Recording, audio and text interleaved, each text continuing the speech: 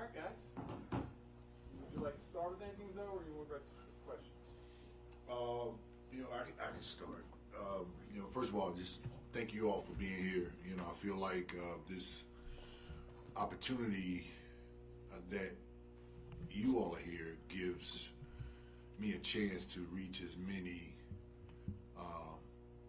men that I can to help get the message out about prostate cancer awareness and helping men be proactive with their health. February the 23rd, I received the news that after my biopsy that I had stage 3 prostate cancer. And it was terrifying news. Was not expecting that simply because of how I felt. And that was a scary thing because I felt great. I had been working out, body was feeling absolutely incredible. And getting my regular checkups, and one of my doctors was concerned that my PSA was a little elevated, but I didn't feel any uncomfortableness or what have you.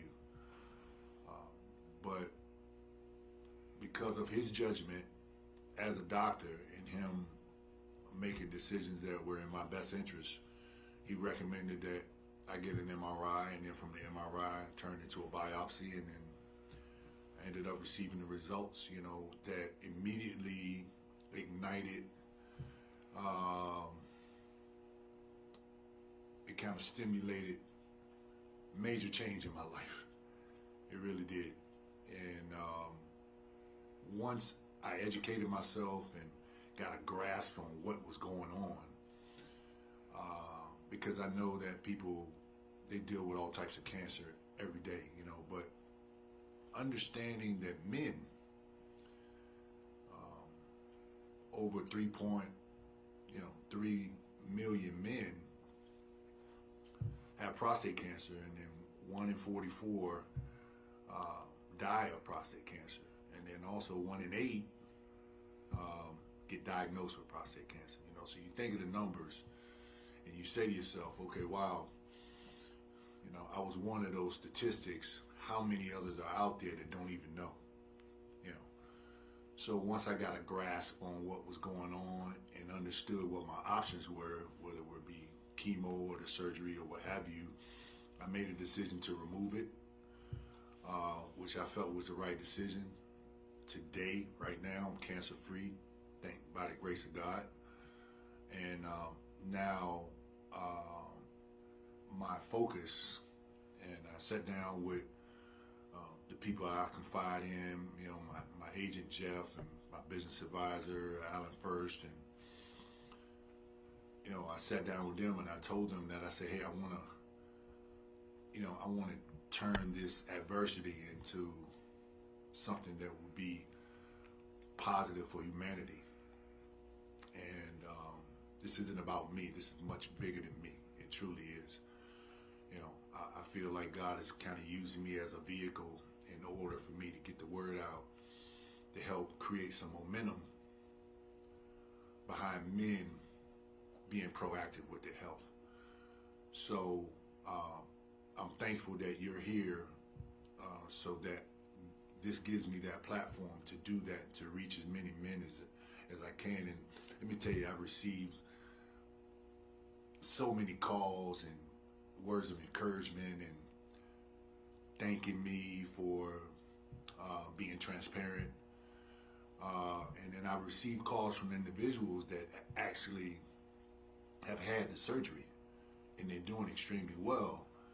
And they're happy that I'm encouraging other men to do it, because they share with me that, if they did not get the tests that they needed to get, that, their cancer would have spread, or they would have had to do chemotherapy or what have you, So catching it early is extremely important.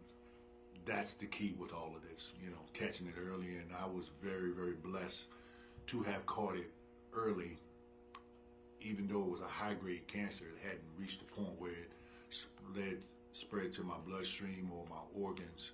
I was blessed. I truly was. It stayed in this capsule and they were able to remove it. And now I got to go and do my checkups, But the long and short of it is that it's important that guys, that we have the dialogue, that we do. That men have the dialogue they need to have as it pertains to their health, And I hope that this really starts the process of guys starting to talk about their health, whether it be prostate issues or, kidney-related issues, which is silent killers, colonoscopies, colon cancer, which is another silent killer if you don't get your colonoscopy at a certain age. I mean, all these particular things are extremely important for men, especially, middle-aged men, to start, getting out in front of it and making sure they address these issues before they escalate into something a lot more serious. Hey, so first of all, how are you feeling right now, being able to tell the world your story and in general, just as you with your health right now? Well, I feel blessed that I'm able to weather the storm because it was a pretty severe storm that I had to go through. The pain of the surgery, the ups and downs, the emotions that I had to go through, especially after going through all the other things I had to go through with my kidney transplant, and then I had to deal with this, so it's fair to say that I've been battle tested quite a bit throughout my career with all the injuries and what have you, but I do know that something good is going to come out of this, and I feel like this gives me an opportunity to make that happen, and I feel good about the fact that I'm able to share my story to encourage other men to be proactive with their health.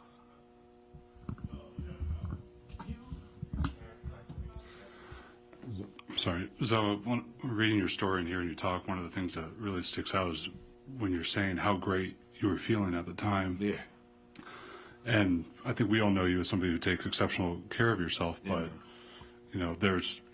there's an element to this of if this could happen to someone like Zoe, what about the rest of us who maybe don't take as good care of ourselves? But could you expand a little bit on the life you were living physically, how you were taking care of yourself at that time to feel so great?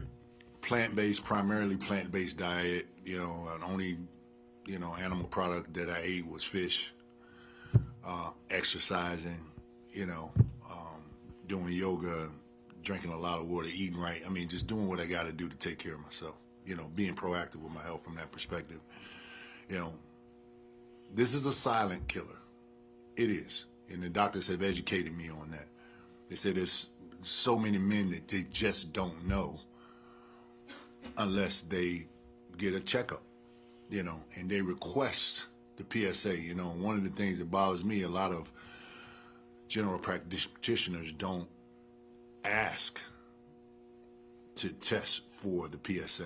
The patient pretty much has to ask. It's unfortunate that it's not requested under a lot of general practitioners, it's not requested in other primary care physicians that they test for the PSA, so it usually has to come from the patient to ask the doctor, which I've been educated on that as well, because guys go in and get a regular checkup and they never get their PSA checked, so emphasizing that, knowing that, I was feeling completely fine, and knowing I had this, cancer inside my body, and if I wasn't, again, proactive, then I would have found out years later, and it would have been too late, So I want men to get out in front of it.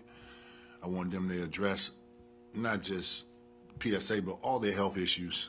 And what bothers me more than anything, and I grew up this way in a household where it was taboo to talk about health, related issues. It was never discussed. It wasn't never talked about at the dinner table. It wasn't talked about at the family reunion. It wasn't never talked about, you know. And I think the more that we talk about it, the more there's dialogue and there's more information shared, I think the more that people are able to make decisions that will benefit their health long term. Can you share with us what was going through your head when you first got that diagnosis in February? I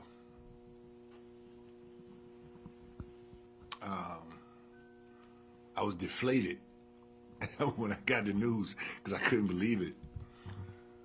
I mean, I was just completely deflated, you know, to the point where I was like, well, I mean, again, you know, again, man, because I've had so many different health obstacles, and I'm sitting here looking at this one, and I'm saying, how could this particular thing happen to me? I was taking such good care of myself, and then the doctors told me, he said it was way beyond your control.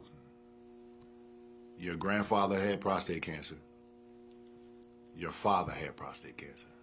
So there's a 50% chance that you will get prostate cancer. So when he shared that with me, I understood that it was genetic, you know. So immediately, just like I addressed any of my other obstacles, health obstacles, I started getting as much information as I could, trying to find the best doctors so they could help direct me or down the right path that I needed to go down in order to address this properly. You know, I had to find the best help. And it's important that you get second and third opinions, which I did. And I finally came to a conclusion of what I wanted to do. So there was, I was deflated. There was fear there. There was. Because when you start talking about cancer, immediately you're thinking, okay, so where is it? Is it all over my body?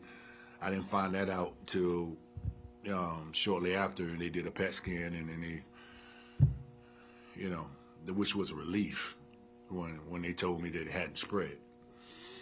So as soon as they gave me the diagnosis, they called me on the phone, and then I rushed over to the hospital and had the PET scan done, and then they found out that it was encapsulated and hadn't spread. So that gave us hope towards trying to solidify next steps. So you're obviously a public figure. This is a private matter. How Yeah.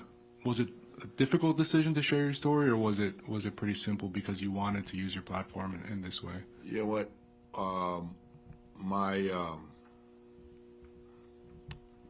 My doctor, Paul Patel, in Orlando, he's done over 18,000 robotic prostatectomies, and he told me, he said, look, he said, there's so many men out there that have cancer and don't even know they have it. And I thought long and hard about that. We were having this conversation shortly after the surgery as I'm laying in the hospital bed, recovering, in a lot of pain, by the way, because they had to cut through a lot of muscle to get to the prostate, you know, so the healing process is very painful for me from that perspective. And I said, Doc, I said, well, how do we help those guys that don't know? He's like, man, he said, we got to get the word out. We got to encourage these guys to go and just get regular checkups, you know. So I thought about it. It was all stimulated by that conversation. So then it really wasn't, and my thoughts really wasn't about me, you know. Yes, I was trying to get out of the hospital and get back to a normal life and heal up, you know. So now yesterday was 11 weeks removed from the actual surgery. Yesterday, Monday. And I'm back in the gym working out, everything, I'm feeling good. But I knew at that moment when Dr. Patel and I were having this conversation, I knew that I couldn't just wait for somebody else to do it. And I knew that this moment was an opportunity for me to try to help as many people as I could. So it wasn't about me anymore, you know. Yeah, I had to focus on my health and get myself right, but I had to make sure it was the right time, and I felt like this was the right time. When I got my 8-week checkup, blood test came back cancer-free. My PSA is extremely low, and I said it's time. It's time for me to get the word out. You know, I identified the right spokesperson. You know, Jeff and I, my agent. You know, we sat down and identified a person that could write the article and to reach as many people as possible. And from there, you know, I really just wanted to just make a difference. Because this is about keeping people alive. It truly is. I was lucky. You know, it's a lot of people that won't be as lucky as I am. But I feel like if I can touch them before it even gets to that point, if I can reach them before it gets to that point and they're able to make the right health decisions for themselves, then that's what this is all about. Me sitting here is about saving lives. Good morning. Right. Good afternoon. Can you talk about the support you received from those in your personal life, your private life, and then also receiving support from the public? It was so uplifting to hear the texts, the emails, the comments, people calling. Many were so elated that I was so vocal and transparent with my personal life, and then also I had some people share their testimony. You know, a friend of mine, he works for the NBA. He just had his surgery done his prostate removed last year, and he's on the mend. And he's like, "Hey man, I'm so glad you did this," and I'm not gonna mention his name, but he said, "I'm so glad you did this." He said, "Anything I could do to help, you know, I would love to tell my story as well, to encourage other men, because that's what it's about. I mean, men don't like going to the doctor. They just don't. You know, my grandfather, they didn't want to go to the doctor. They never did. You know, I was always taught as a kid to gut it out and suck it up, and you know, and that's not the way to go. It's not, you know, that's not the approach to take. Yeah, we want our young men to be tough, you know, but we want them to be smart too, you know, and we want to encourage them to have better health habits, and going to the doctor is part of that process, you know. Knowing how to speak to doctor, knowing what questions to ask them, you know. It's one thing going to the doctor, and many people, when they go to the doctor, they're intimidated. It's natural, you know. There's a reason why when people go to the doctor, their blood pressure goes up. They check their blood pressure, and then the doctor say, "Well, let's wait a minute until you calm down," because a lot of times people are nervous when they're in the doctor, and that's how I am too. I don't like going to the doctor, but I know I have to do it. But encouraging people to be proactive with their health, understanding that there's so many underlying reasons and health obstacles that can escalate, but if you catch them early, you know, you can diffuse the problem before it gets to a certain point. And that's high blood pressure, kidney disease, you know, cancer, colonoscopies, you know, all of that stuff. I mean, it's just so many different things that if you catch it early enough, you could kind of diffuse it and address it before it escalates into something a lot worse. You touched on it a little bit there in terms of men not liking to go to the doctor and No. put it off. I'll get to it sometime later. Totally, yeah. And we know you as a competitor, and you thrive in this building, in a Yeah. competitive environment, and this is happening during the season. Right. Team is trying to make a run. I'm sure Yeah. you want to be around it. How Yeah. difficult or maybe easy was it for you to pull yourself away from that and focus on this? And on top of that, what kind of support have you received from the organization as part And of that? Pat Riley I mean, he's the best. You know, he's extremely supportive. And when I shared the news, and I waited before I told him. He told me, and I shouldn't have waited as long as I did, you know, but I just wanted to get a hold on what was going on. But once I gathered all the information and knew what I was going to do, he told me, take as much time as you need. Come back when you're ready. You know, so he's very supportive. And he said that he was there for me if I needed anything, obviously. But he said, take as much time as you need, you know. And I came back probably a lot sooner than I should have. Because I wanted to be there for the guys, you know. But yeah, it was tough being away from the team. It really was, you know. And I tried to keep it as private as possible until I got things under control, you know. But I'm in a much better place now, you know, and I'm ready to stimulate change in this space as it pertains to this narrative. You know, I'm ready to stimulate positive change to help men think differently, because this isn't going anywhere. It's not, you know, and knowing that this affects men of color even more, you know, and I know men of color, traditionally speaking, you know, with all the other obstacles they face in the inner city community, where they not only they're not comfortable going to a doctor, but can't even afford to do it, you know, or taking care of their families or what have you, and can't afford to really pay for health care. It's important that we get the word out and encourage these gentlemen, you know, to try to figure out ways to get proper screenings, you know, and I want to be a part of that initiative and create some momentum around that. So when you got the diagnosis and you started, I'm sure, Googling or something like that, what surprised you the most from the stats? Because you were giving us those numbers, and those numbers alone are, you know, staggering for men. Yeah. And I just gave you the numbers that, I think these numbers are from like 2019. Yeah. 2019, 2024. Some of them are pretty much the same.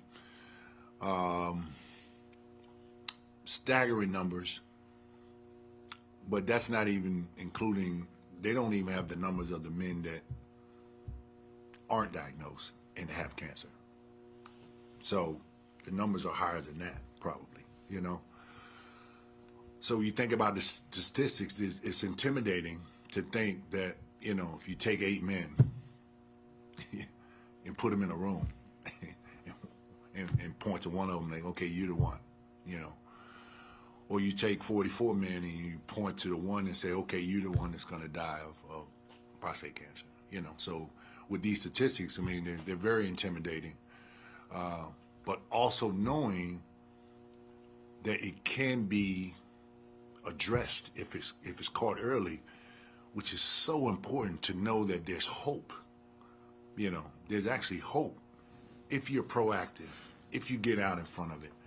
And I feel like that this stage, this platform, these cameras, you know, will help create some amazing momentum and change in society. I'm hoping that, you know, across the country, across the globe, you know, where Dr. Patel has had people from all over the globe come to see him.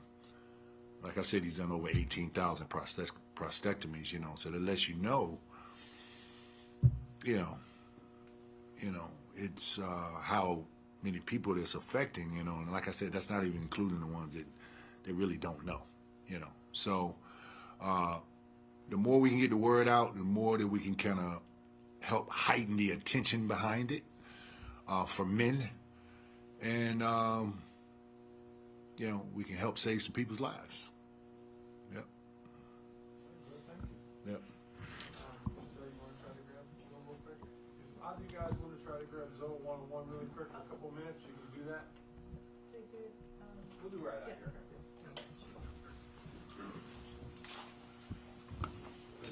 Yeah.